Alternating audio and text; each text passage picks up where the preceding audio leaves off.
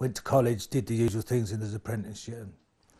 And I was an apprentice pipe fitter welder. We had lots of regular jobs we had to do, which continually exposed you to asbestos. Everything on a boiler in those days was asbestos. Every gasket was asbestos. Everything was asbestos, you know. You strip the boilers down twice a year and you'd have to scrape all the joints off, and they were all asbestos. Other people were in the area when you're doing it as well, so it's just not you getting contaminated, everybody else around you is getting contaminated. And the company never supplied us with any protective equipment because it was, in those days, health and safety didn't mean anything. I don't think I ever wore a dust mask until I was about 30. I guessed it was mesothelioma.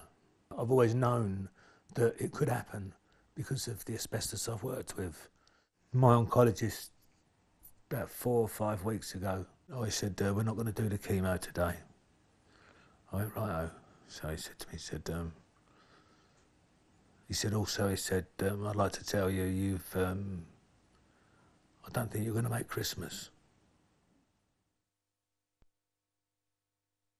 All I was trained to do was a job. I was never trained to do with anything with health and safety whatsoever. I'm not even sure the guys teaching me were aware of any risks.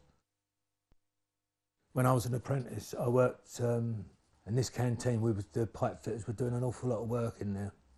And I remember that the tea ladies used to make all the rolls in there. And there am I, banging away with hammer and chisel, knocking all this asbestos off, and all this dust, and all these women.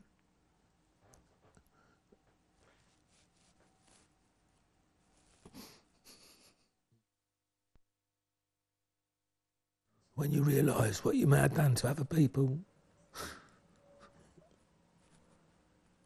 it's so sad.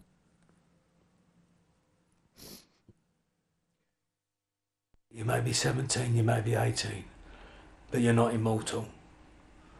And what you do today may have terrible consequences 30 years down the road. And if you want to die of a disease that's not the most pleasant disease in the world to die of, then you carry on as you are.